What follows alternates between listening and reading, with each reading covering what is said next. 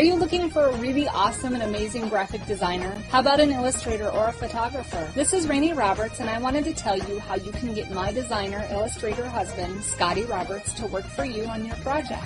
Do you have an awesome self-published book but no cover, or even worse, a cover that really sucks? Do you need a kick-ass logo for your company or some f***ing awesome graphic designs for your ads or website? Then get in touch with my husband for the best f***ing awesome kick-ass design and illustration. He knows his stuff, and he's been at this for more years than I've been alive. Go to ScottAllenRoberts.com. That's Scott with 2 T's, ALANROBERTS.com to take a look at his online portfolio of work, or call 651-468-8115. Now go out and kick some ass with some kick-ass graphic design. Hire my dad, so he can take me to Disneyland.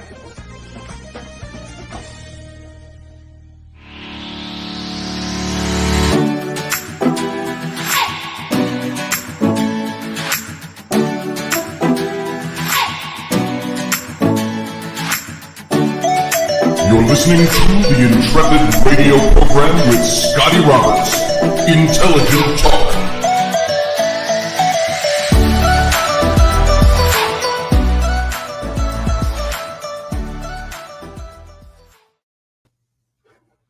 Well, happy Wednesday evening, folks. Pardon the dramatic pregnant pause there. I was waiting for the picture to come up and make sure I was online. All right, thanks for coming in, folks. This is Scotty Roberts. You're listening to and watching the Intrepid radio program right here on the Odyssey Radio Network. That's ODYSY1.com. Come on over to Odyssey Radio. See all the goodness that's Odyssey Radio and all the different times during the day where you can see this show. Well, maybe not this show yet, but all our other archived shows being played at other times throughout the day. So come on over to Odyssey Radio, ODYSY1.com. And at the same time, if you're watching this not live and you don't know where you are, this is my YouTube channel where we simulcast this show in video. And that's youtube.com/Mr. Scotty Roberts. All spelled out. And it can be in caps and lowercase.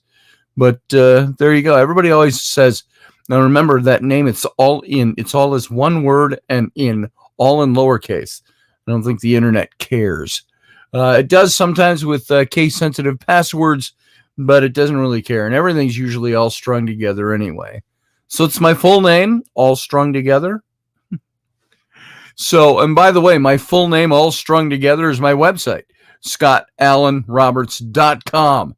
It's Allen with an A-L-A-N, not A-L-L-E-N or A-L-E-N or A-L-L-A-N or A-L-L-Y-N or all the different variations of Allen. It's A-L-A-N. That's why I spell it out, because there's so many Scott Allen, how do you spell the Allen? ScottAllenRoberts.com. And you can see everything there is to see about me. So, there we go.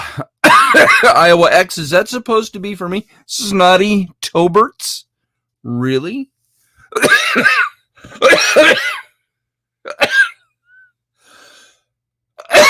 I haven't coughed for an hour until I get on air.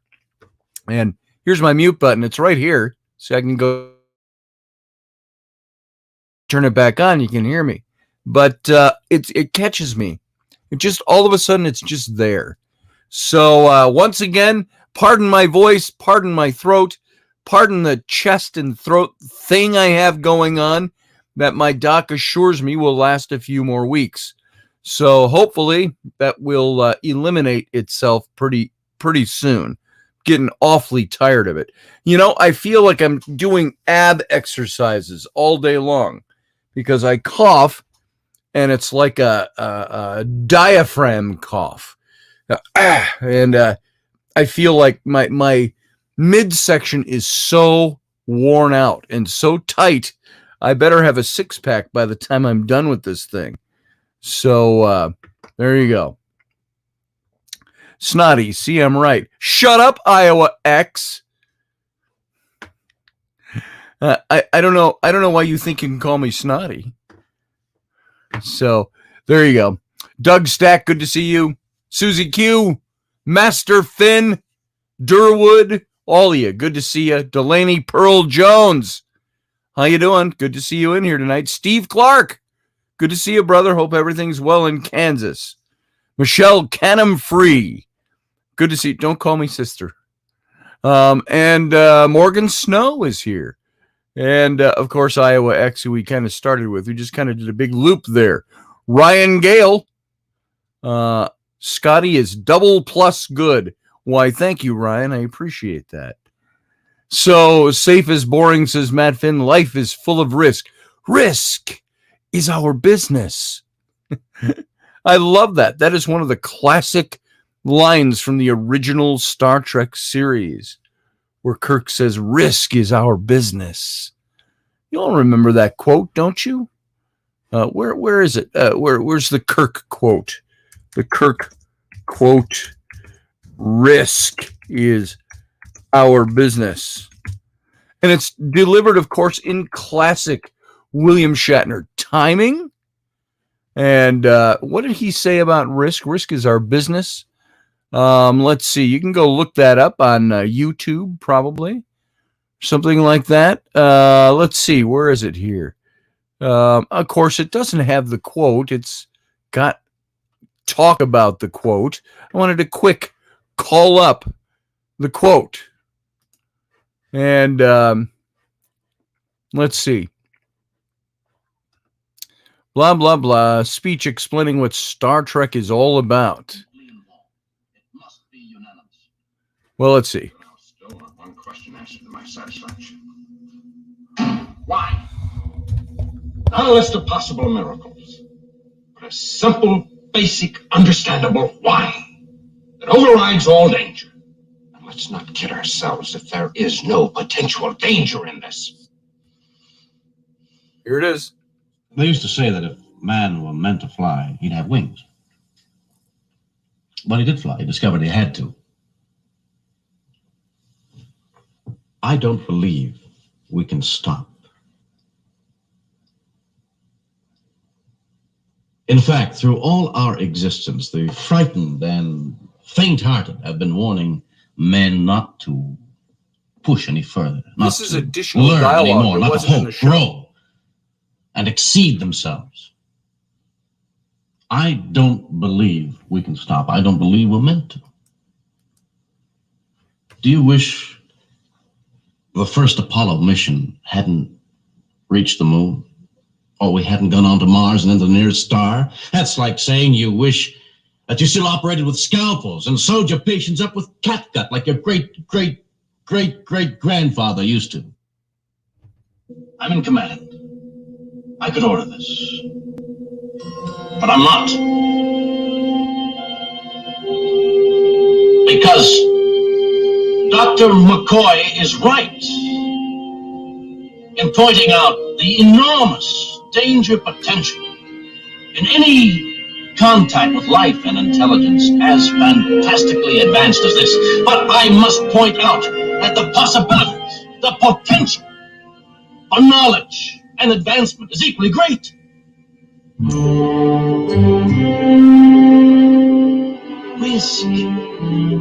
Risk is our business. That's what this starship is all about. That's why we're aboard her.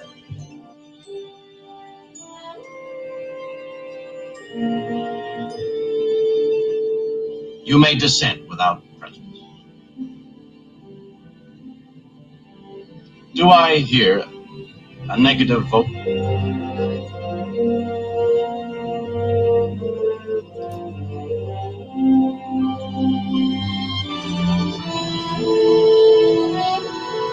There it was, folks. The very famous Risk is Our Business speech by Captain Kirk.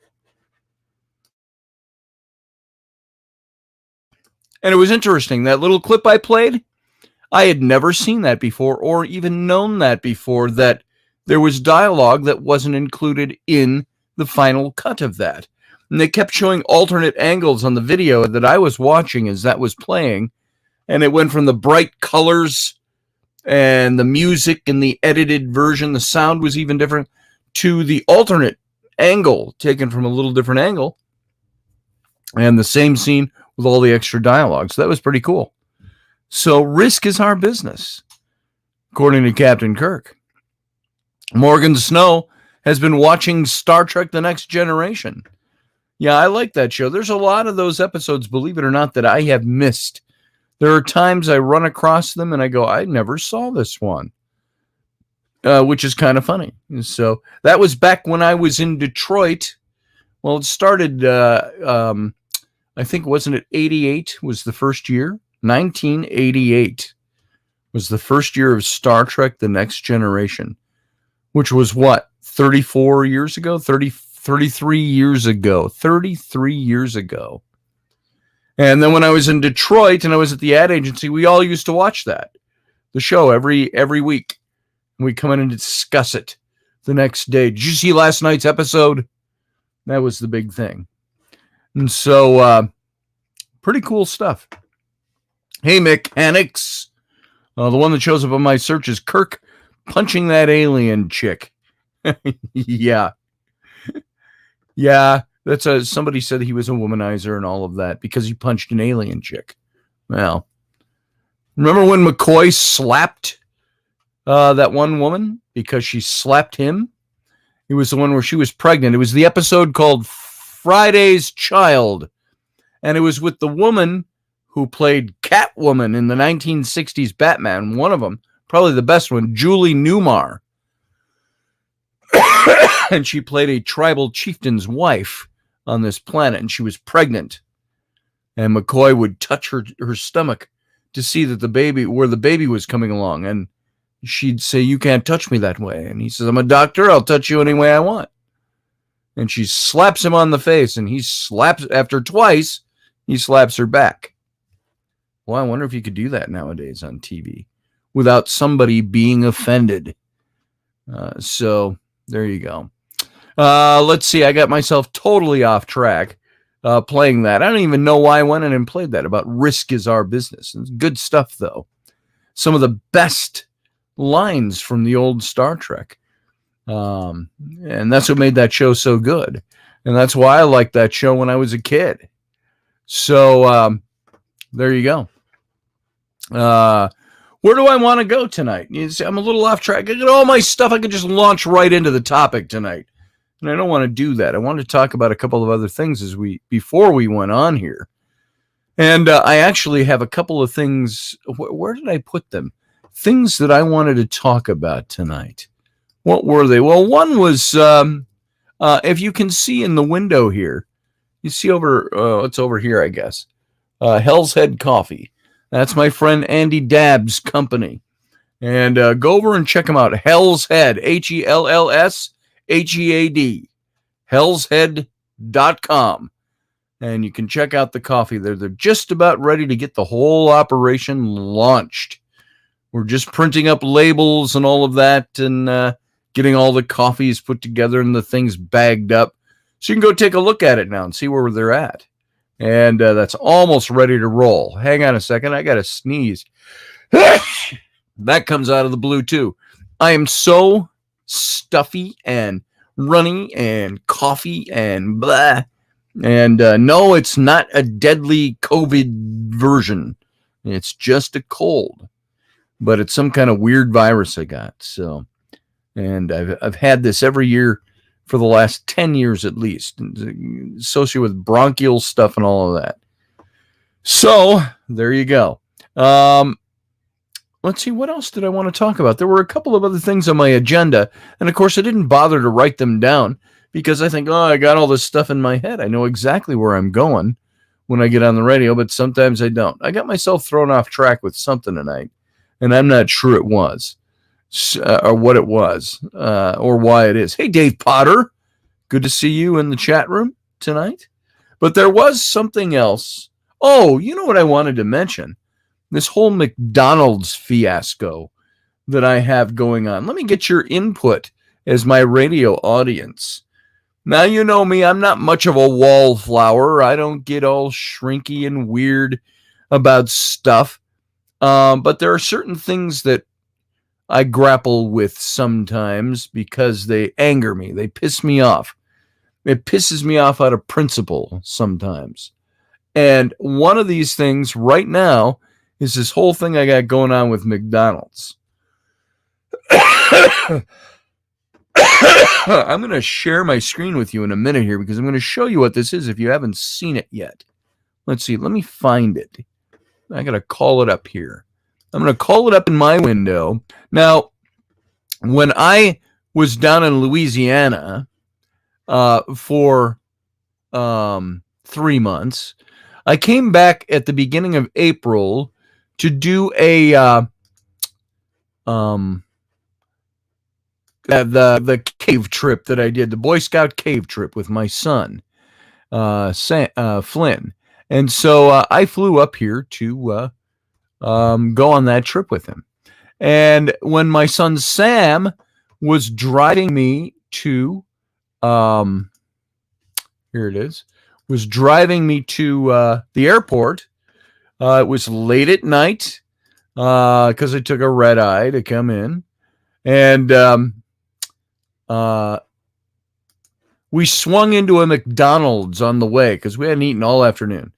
And I said, let's just swing in. Let's just get a sandwich and let's go. And if you guys remember me talking about this, we swung in there and I grabbed some kind of sandwich, a Big Mac or something, or a quarter pounder with cheese or something, and fries. And we got a few miles down the road, and I took a bite into mine, a couple of bites into it, and Sam and I are talking, and then I hit something. It feels like I'm biting into metal. I thought, what the hell is that? I thought I broke a tooth or something. And I reach in my mouth, and I pull out this little piece of metal. It's blue, and I find out it's foil, and I unwrap it because I chewed it closed into a tight ball. And it had some kind of like gum or something wrapped up in it, chewed gum. And it wasn't like a new piece of gum thrown in. And so I took a picture of it. Yeah, you're right, Ryan. McDonald's is vile. It's even more vile for me now. And I do McDonald's. When we were down there in Louisiana, I did it a couple of times a week with Sam because it was easier than cooking. And it was cheaper than cooking. And so, but I haven't had McDonald's since this incident now.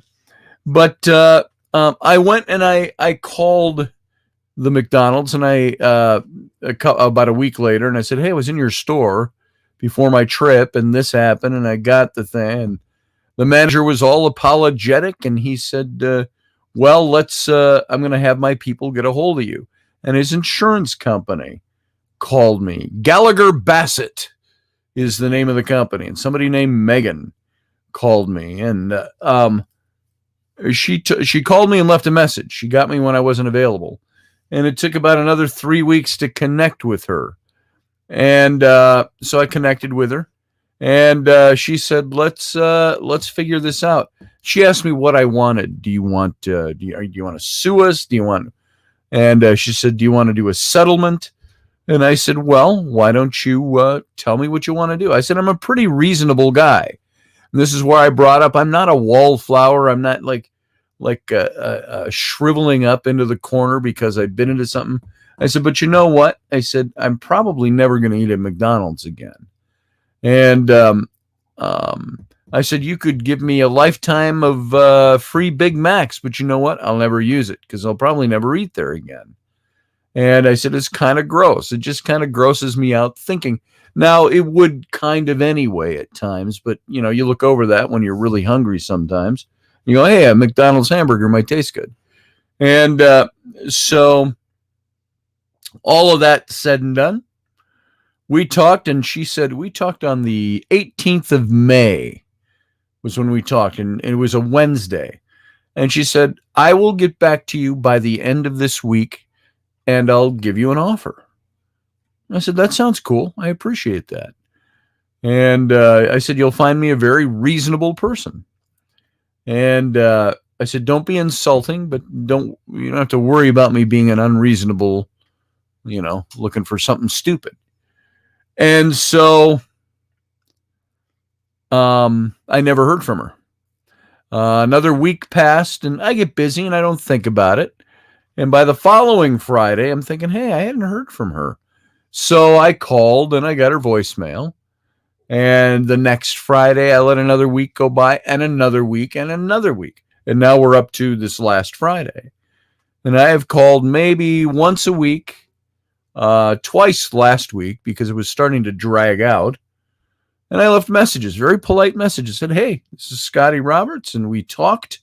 You were going to get back to me about 3 weeks ago. I haven't heard from you. Give me a call, please. And so I called back again today, got her voicemail again today. And so I left a message. Then I called. I'm sorry, it's just going to be that way. It's the way it is. So I called the main company and the switchboard. They gave me the head of that department. Called him. Guess what? Got his email or voicemail. And then on his voicemail, it said, if this is an emergency and you need to get a hold of somebody right now, why don't you call this guy? So I took down that number. I called that guy. Guess what? Got his voicemail. And so I left 3 voicemails today and still have not had a call back. Now, I did speak with an attorney about this. Friend of mine on Facebook, he's here in Wisconsin, not far from here, probably 20 minutes from where I am. And he said, yeah, you should pursue this. They should do something about this. And he told me what to expect. And he told me to put a time limit on it, or I would take them to court. So I guess maybe, are they assuming over at Gallagher Bassett that I'm just going to take them to court? Are they assuming that they don't need to do anything? Because I've been put on ignore. Yeah, I caught that cough from the chewing. That's what my wife said. My wife told him when we were talking to the lawyer, my friend, I said, I suppose, if I wanted to make a big case out of it, you could say pain and suffering. I said, but what have I really suffered? And my wife said, just tell them I haven't had sex with you since this happened because I'm afraid you got diseased from it. And the attorney said, whoa, there it is. So, but yeah, macabre, Sterling, it was gross. Now I'm going to show you. Look at this. I'm going to share my screen with you. Boom and boom and boom. All right. Now you see my screen. Look at that. There is the photograph of what I bit into. So there's your quarter pounder. And you can see this big piece of foil here and whatever's inside it. I took 2 shots of it. Pardon me. There's the other shot. Now I'm just showing this to you because I'm going to start publicizing this thing all over the place. I did put the story up originally on my Facebook account a few weeks ago. But there you go. That's what I pulled out of my mouth that was inside the sandwich. So boom, there you go. So I don't know what's going to happen, if anything will come of this. But now it's almost like the principle of the thing.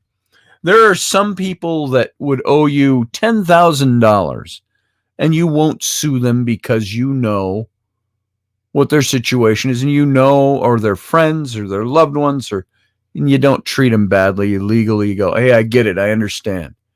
I've got some people that owe me a ton of money, but my relationship to them is more important than the price tag I would put on the money they owe me. Now, by the way, that is a side note. Do you know people, people who say this is so-and-so owes me money? It could be a relative. It could be somebody else, but they put a price tag on your friendship. I can't be your friend anymore because you haven't paid me back. And, when you start getting that, I don't put price tags on my friendships. I have people who owe me money, have owed me money in the past, but I don't charge them. I don't dangle my friendship out as being more valuable or the The money they owe me is being more valuable, unless the principle of the thing, I know they're deliberately shirking me or deliberately doing something or being untoward with me. So there's a big difference. I've been on both ends of that deal. And the principle of the thing in this case is, if they had said, look, here's all we can do. What do you think of this? And we think we should give you something, or we think whatever, however they'd want to resolve the thing. Let's seek a resolution together. Until they start ignoring you. Then it becomes a thing of, wait a minute, now you're just ignoring me. So the principle of the thing would have me say, all right, I'm now going to pursue this legally. Did you hurl after? Ryan, I did not. I'm pretty ironclad that way. However, if my kids bring up now maybe I've made a mental block out of it. Like I say, I'm no wallflower. This stuff doesn't usually bother me. But the thought of going to eat at a McDonald's now, I've either built up a psychological barrier to it, or it really has affected me deeper than I thought it did. It's not palatable at all. The thought of it kind of makes me a little nauseous. But I haven't physically yacked because of it or anything like that. Get enough to employ me as your personal chef, so you never have to go there again. Boom, Dave, you're way ahead of me on that, or I'm way ahead of you on that. I already said to Rainey, we need to get enough out of this so I can hire Dave to come and be our live-in personal chef. There you go. Wouldn't that be cool? Wouldn't it be nice, folks, just to have enough wherewithal financially to say, we're just going to hire a chef to do our meals for us and to cook for us. And that's your whole job. That's your job. Dave would come on staff here, and he'd live in like the east wing of the mansion, and he would cook for us. And so I think that'd be kind of fun. That's probably why vegetarians live longer. They avoid used gum. There it is, Iowa. So after those pics, I'll never go there again, said Morgan Snow. And I won't. And my kids, Rainey's got the kids teasing me about it now, because now the kids have come up at least 3 times in the last week or so. And little Ellery, 6-year-old, she'll come and go, Dad, I'm sure hungry for McDonald's. Will you take us to McDonald's? And then she starts snickering. And I'm like, shut up. Get out of here. I'm on to you. So my kids tease me about it now.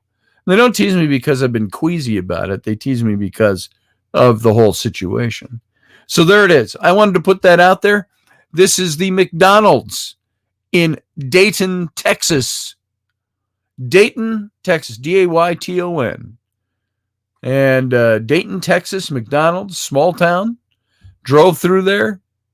Got the, by the way, when we're at the drive-in, there must have been only one person working there. I don't know if this was a man or a woman. Very honestly, we never actually saw the person. I didn't anyway. I don't recall seeing them when we went up to pay and got our bag. I'm sure somebody was there. But you hear this voice over the intercom. It's like, what do you need?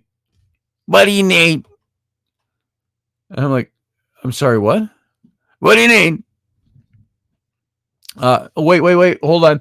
Tessalon Pearls. Tessalon Pearls. I got to write that down. Thank you, Mike Yehudi. Let me write that down. Tessalon Pearls. Tessalon. Pearls. Perles. I think I saw. Let me ask for a cough. And so, where was I? I left off on Rainey getting the kids to tease me about going to McDonald's. And, hey, you want to eat McDonald's? Rainey, Mom, can we come and say hi while you're here. Mom, Can't just walk in. Mom, can we get McDonald's? Never again. So They don't know what they have on for gluten-free anyway, so we don't need to eat there. that's right. Here's a wonderful, lovely, luscious Rainy. So Was outside playing in the garden. outside playing in the garden. Got all these loose clothes on today. Me too. So, but yeah, I quit going to McDonald's years ago because it was giving me the nasties, says Ryan Gale. Sounds like all kinds of red flags, brother, says Matt Finn. Well, there it is. And like I say, I'm not super wallflowerish about any of this stuff, but I do want them to be responsible for stuff. And I mean, there it is. So I showed them the pictures of the burgers and stuff. And Gross. all that. It was kind of gross. So, yeah, I'm going to pursue that now a little bit. And we're going to see where we go. What's your button? Oh, it's your unicorn It's a button. unicorn. Doo, doo, doo. Unicorn button. I cleaned out the dead band. All right. You can sell it and get it out of the. There you go. All right. So what else was I going to show you? I was going to say something about something. Well, I did see that Bill Cosby, it just popped up over here. Bill Cosby was released from prison after sexual assault conviction is overturned. Now, was that on appeal that was overturned? No, it's because Democrats are in the office, and that's when sex offenders go free. And there it is. Sex offenders go free when Democrats are in office. That's just my opinion. You don't have to flow with it or not. Yeah, that's my wife's opinion. Yeah. So, let's see what that says. How about this, folks? I'm shifting dramatically the topic. Oh, it's Apple News. It's going to be don't allow. All these pop-ups come up now. Never mind. I don't even want to do that. Here's Ellie's note. I can't see nothing. I don't know why that's up there. You can't see it. Oh, it says we are going to We are going to MD, to the doctor. We're going to McDonald's. That's what that says. So gonna get a Big Mac. Oh yeah. Cheeseburger. Oh, I'm gonna get a cheeseburger. All right. So good evening, Barbie D. Nice to see you. So you can be here, but you can't be disruptive. How about that? I know that's kind of tough, but tall order. I wanted to see, because I just saw this before coming in tonight, that Bill Cosby, who everybody was speculating that he was going to be in prison the rest of his life, his conviction was vacated, it says. Now, here's what it says. Bill Cosby released from prison after conviction vacated. It was overturned. Bill Cosby was released from prison today after his conviction on sexual assault charges was overturned by Pennsylvania's highest court. The 83-year-old Cosby walked out of the State Correctional Institution, Phoenix, in Montgomery County, Pennsylvania, Wednesday afternoon. And Cosby's publicist, Andrew Wyatt, told ABC News earlier Wednesday that he was going to pick Cosby up at the prison. Aerial footage from Philadelphia ABC station showed Cosby getting out of his car at his Elkins Park, Pennsylvania mansion, wearing a maroon t-shirt and baggy trousers, flashed a peace sign as people helped him walk into his home. He later emerged. How long do you think it'll be before you start seeing him on talk shows? Think he'll do talk shows? No. Think it's going to blow over like, remember Pee Wee Herman? Well, no, I shouldn't say that. He is old. Yeah. And he is black. Yeah. So chances are he will be on talk shows talking about it. Yep. But I don't know. He probably won't be on The View. Probably not The View. What we saw today was justice. Justice for all Americans, his publicist said. The actor released a statement on Twitter writing, "I have never changed my stance nor my story. I've always maintained my innocence.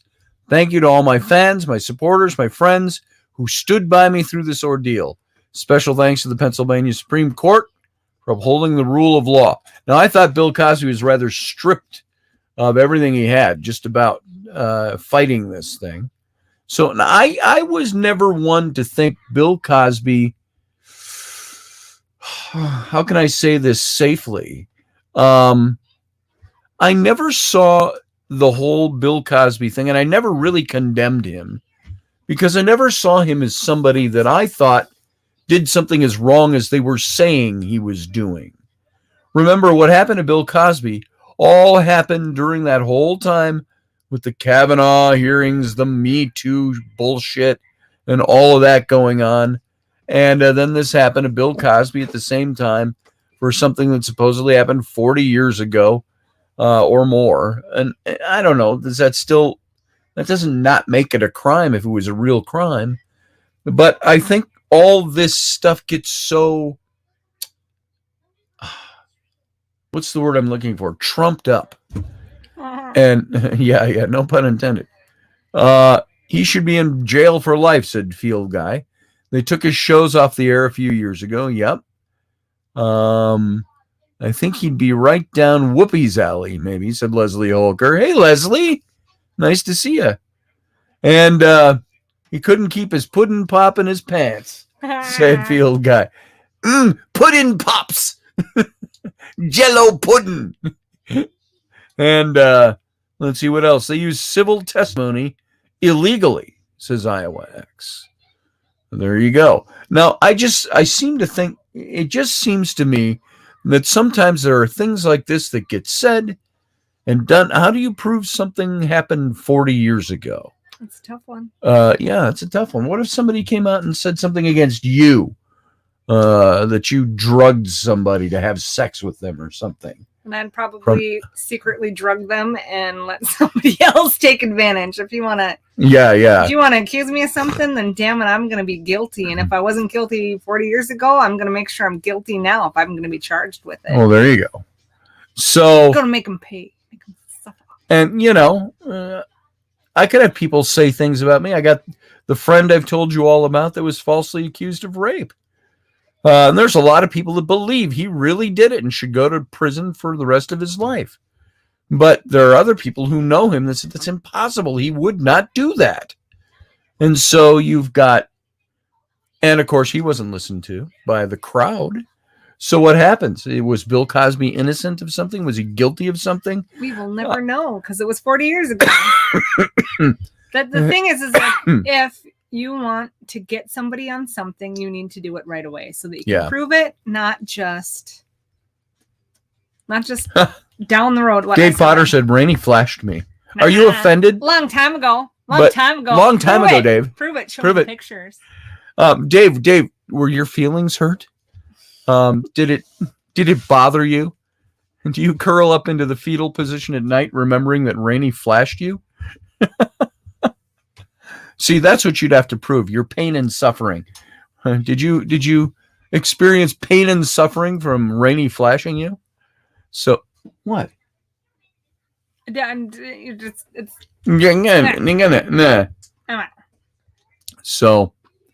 well, I hope he was vindicated. Yeah, I do too, Leslie.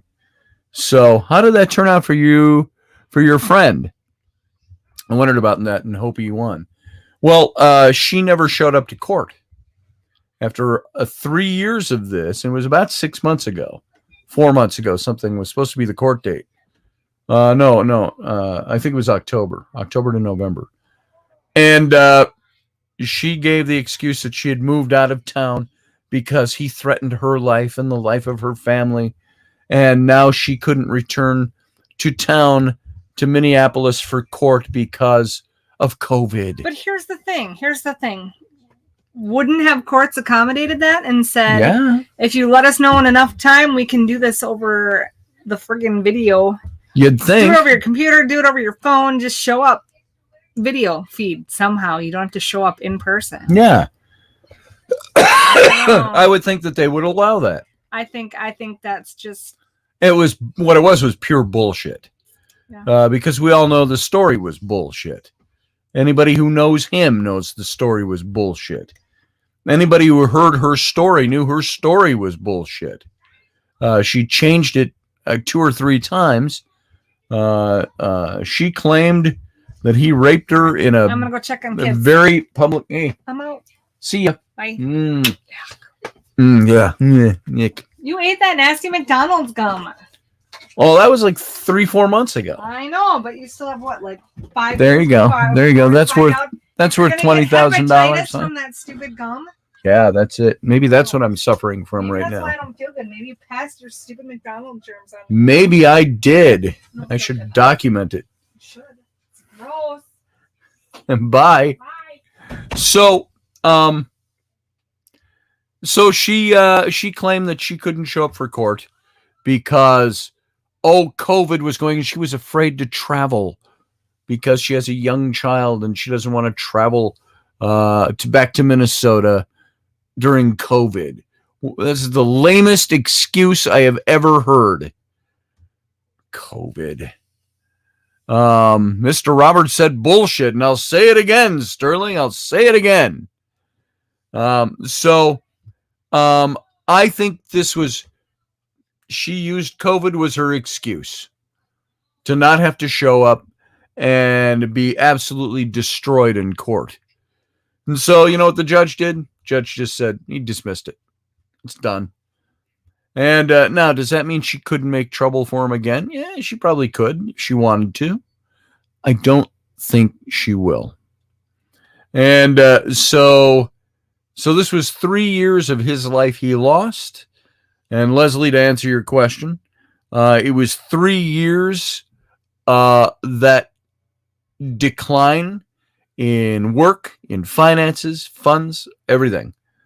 And because once you're accused of this, and as I mentioned, the newspaper, the very newspaper, the Minneapolis Tribune, Star Tribune, very newspaper that built him up over the years, talked about his books, talked about his writing, talked about him as the creative director of the Renaissance Festival, talked about all these things about him, built him up, were the first and the quickest to sensationalize his mugshot when he got arrested because he was accused of this.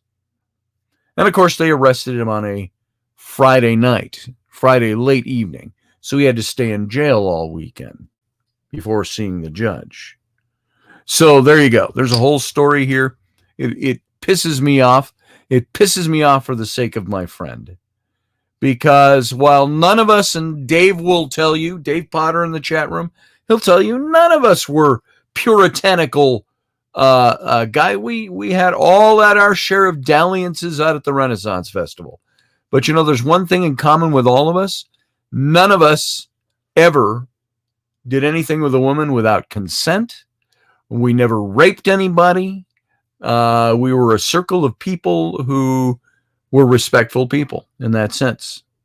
But this was also a theater setting, and so we all had our dalliances and our things. And but you know what? Some of the people accusing him and standing with his accusers, I said to them, one of them was another good friend of my friends and mine. And I said to him, I said, you know what you're doing is evil. He says, evil? Come on, Scotty, it's not evil. I said, yeah, it is. I said, because you know in your heart of hearts that our friend didn't do this.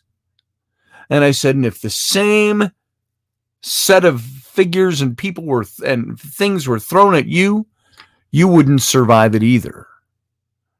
I said, because there's none of us that's squeaky clean, but none of us committed any acts of criminal activity, sexual activity. But there's not a one of us that's clean either. And so, yeah, you're exactly right, Leslie. Women like that just serve to make it more difficult for women who are actually violated. And and of course, he accused her, or she accused him at the same time when the whole Me Too movement came out that said, just because a woman's mouth is moving, she should be believed. And I had somebody, and Dave Potter, if you're listening, you'll know some of the people I'm talking about. But I had people come into my own Facebook, my own social media, and saying that, well, there's women that won't ask for your help anymore because of your stance on this. And I said, what women are seeking my help? I said, I haven't been part of the festival community for years. And I said, I think that that's kind of lame. And this is the person who was pushing with me. And Dave, you know who it is. Let's just use the name Mick. and that should ring a bell with you. But he said to me that he's the one that was really pushing that because the woman was making the accusation, she needed to be believed. And I said to him at the time he said that, I said, let me ask you, Mick. I said, let's say a woman accused you of rape. And you know that you didn't do it. And so you say, that's not true. I did not do that. I said, should you then use your own advice and believe the woman anyway and go, well, maybe I did, because her mouth is moving and she's accusing me? It's nuts. It's ridiculous. It was circular logic. It didn't really work well, but that's the kind of stuff that really angers me about any of this kind of stuff. So there you go. So Leslie, yeah, there to answer your question. That's what happened. I don't know how I got on the car. My friend Carr. I don't know how I got onto that, but there it is. So, Dave was traumatized. By Rainey flashing him. Yes. So you could still sue her. So, there's a lot of men in prison who are falsely accused of rape. I see the stories on ID and a few other shows at least once a week. There it is. And innocent until proven guilty. That's what I brought up. I said, we have a system of jurisprudence that's based on innocent until being proven guilty. I would rather allow somebody who committed a crime to go free because you couldn't prove it beyond a shadow of a doubt than send an innocent person to prison. And that was really the basis for innocence, presumed innocent until proven guilty. You do not have to prove your innocence. They have to prove your guilt. And this is what could not happen. Steve Clark says, woe is not supposed to be innocent until proven guilty. That's right. Yeah, you're innocent until they have to prove you guilty. You don't have to prove your innocence. There are times where you are forced into making sure you can prove your innocence, but the whole principle of our system of jurisprudence is one of you are innocent until the accuser can prove you guilty. Boom. There it is. All right. And that was, again, not at all the topic for tonight. And it's already 10 minutes till 9. Once again, we're not hitting the topic, but that's okay. We can use the Egyptian esoteric thing as a thing to just keep pulling us along. And we'll do our own thing in the middle. And when we get to it, we get to it. And I was going to talk about the Ogdoad tonight and Menedot Habu, that place, that temple, where that was built on the site that was supposed to be where the Egyptian Ogdoad, the 8 gods, original gods, created it was the creation mound. And the original temple built on that site was commemorating that site. And maybe that doesn't mean much to you because of context of not having been there. But having been there and seen it, dusty area in the Sahara, the villages there, the other temples are there, the ruins are all around. But Menedot Habu is the temple that was built up over this original small sacred temple site. And this was supposed to be the site of the birth of the universe, right there in Luxor. And so there's no single definitive Egyptian creation story or myth. And it's rather a collection of stories that have been transmitted and revised all over time. And this is partly due to the structure of Egyptian religion, which is what we've been talking about as we hit this over the last week, building up a case to start, or the foundation to start talking about the Egyptian gods and who they were and what their roles were. And I wanted to get through this Ogdoad thing before I started going into the individual gods. So this is kind of our last step before we get there. And the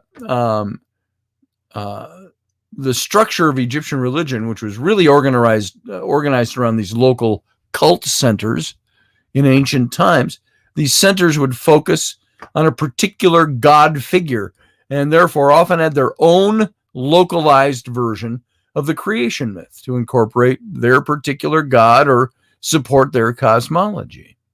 Now, this is where I have to ask what I did the other night. When you see that this happens in other religions, how do we know that hasn't happened in Judeo-Christianity?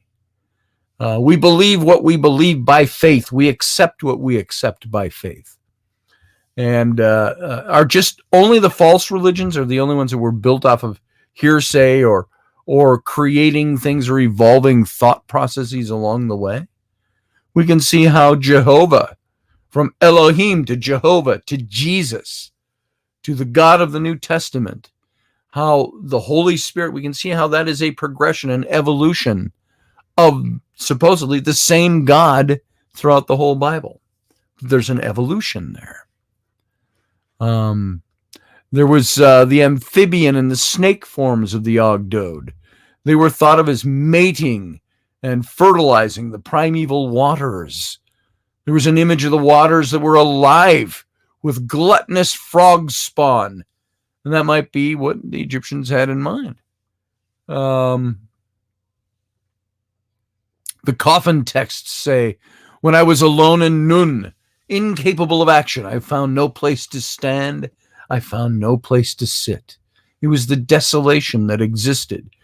Genesis 1 in the Old Testament. In the beginning, God created the heavens and the earth was without form, without void, or without form and was void. And darkness was upon the face of the deep. And the Spirit of God moved upon the face of the waters and said, "Let there be light." And there was light. This is what happened in the Egyptian version of the story. Only different names. When Atum existed in Nun, he was completely alone. He was powerless. He couldn't communicate with the Ogdoad, who were the very substance of this whole primeval ocean that surrounded him. The great mutt that surrounded him. And he was a creator god who was rendered impotent through the inability to act, much like a child floating in a watery womb.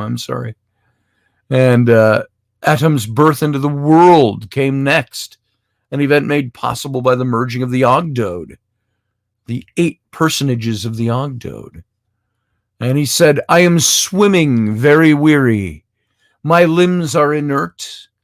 It is my son, life, my son, S-O-N, life, who lifts my heart. He will enliven my spirit after he was bound together with these limbs of mine, which are very weary." And then Nun said to Atum, "Kiss your daughter Mat, place her at your nose."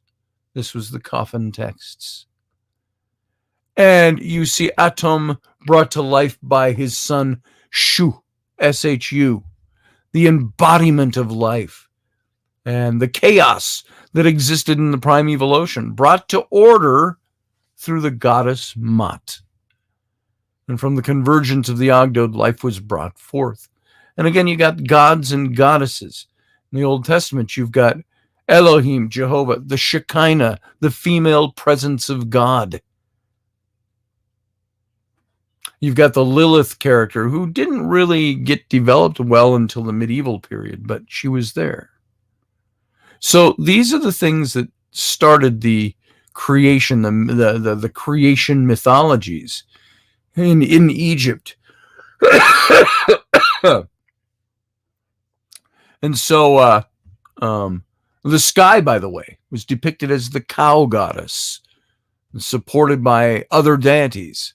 There were versions of the sky as a roof, as the surface of the sea, as a cow, as a goddess in human form. So these were all different formations of this. So from religion to history, that has much been rewritten by different nihilists. Very true, Matt Finn. Very true. And wasn't Michael Jackson an Egyptian pharaoh? Well, he might have been, according to some of the statuary. It looks like him. So did he claim that, by the way? I don't know that. I hadn't heard that, if that's what he claims. So, going back in the chat room, burden of proof, says Michelle Cannon-Free. Yes. Back on the Bill Cosby thing, back on my friend's issue. That's how it should be, the burden of proof. But of course, as in my friend's case, there are some people who believe him, some people who don't. I think the ones who don't know him very well.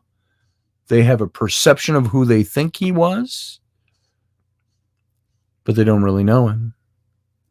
And I stood as a staunch defender of his to people. You guys know how I am about stuff. And when that first came out and I saw people writing about it and gossiping about it all over the social media, I'm like, hey, shut up. What do you think you know about this? I know this person. You know him superficially. I know him as a friend. And just as clearly as I could say there are other friends of mine, do you people know people in your lives who you could say definitively, if they were accused of rape, you could say, oh, that's bullshit, because that friend of mine is not capable of doing that. And it's not saying they don't have the physical capabilities or that nobody can be pushed to the nth degree or whatever. It's just saying there are certain people that you know well enough that you say, I know that they couldn't do that because they are not capable of doing that. That does not define their personality. It does not define who they are.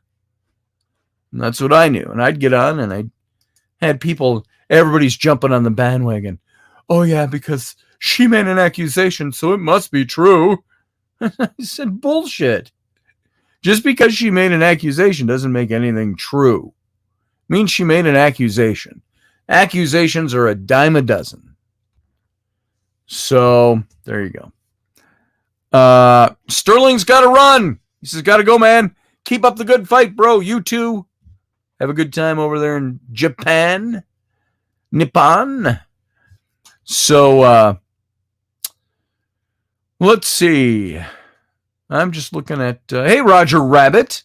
I've seen you pop in, but I haven't noticed you sometimes until after the show's over. I'm like, oh, I didn't get a chance to say hey to him. So, hey, how you doing? Good to see you. Hope everything's going all right in your world tonight. Hope Kinsey's all right. And I hope that Carly's all right. Things are going well. So, there you go, folks. That's my show for tonight. I really got, all this week and a little bit of last week, you can probably tell. Just not up to snuff. I'm not up to par. This thing has just got me knocked out. And hopefully it's got me, I can't think straight these days. So I'm still a little under the weather. Forgive me for that. I'm not licking it very fast and it's driving me nuts. And hopefully that will pass soon enough and we'll be out of this. So glad I felt up to coming in here tonight. Scotty says, Leslie, it feels good to be here with you and all these amazing people. Absolutely.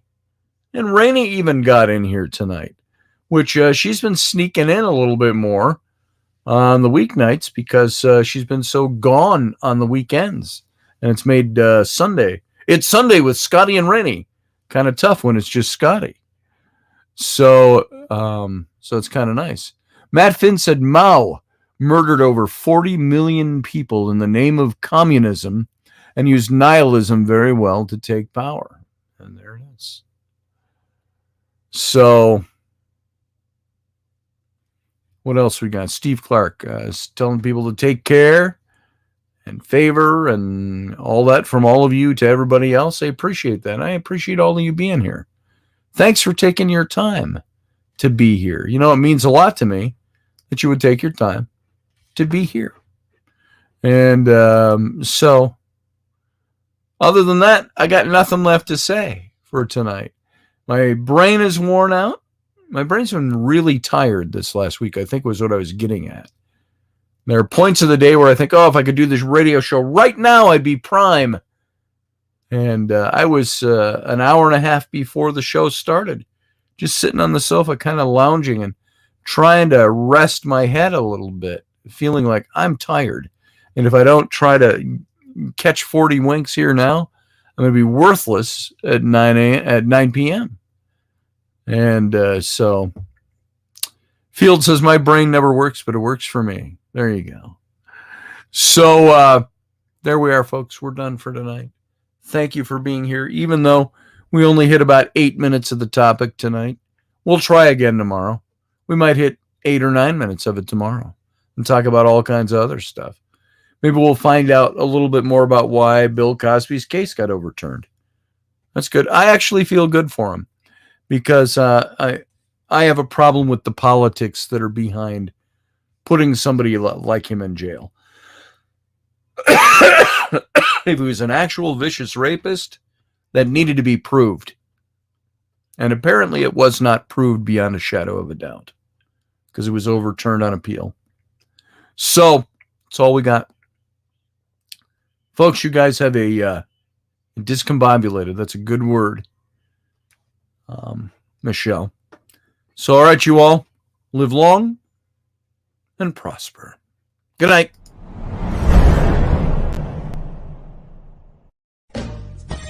Are you looking for a really awesome and amazing graphic designer? How about an illustrator or a photographer? This is Rainey Roberts, and I wanted to tell you how you can get my designer, illustrator husband, Scotty Roberts, to work for you on your project. Do you have an awesome self-published book but no cover, or even worse, a cover that really sucks? Do you need a kick-ass logo for your company or some f***ing awesome graphic designs for your ads or website? Then get in touch with my husband for the best f***ing awesome kick-ass design and illustration. He knows his stuff, and he's been at this for more years than I've been alive. Go to ScottAllenRoberts.com. That's Scott with 2 T's, ALANROBERTS.com to take a look at his online portfolio of work, or call 651-468-8115.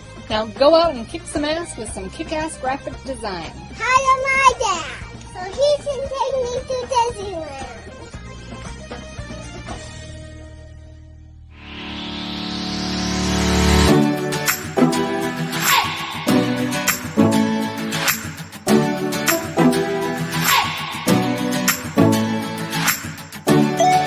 You're listening to the Intrepid radio program with Scotty Roberts. Intelligent talk.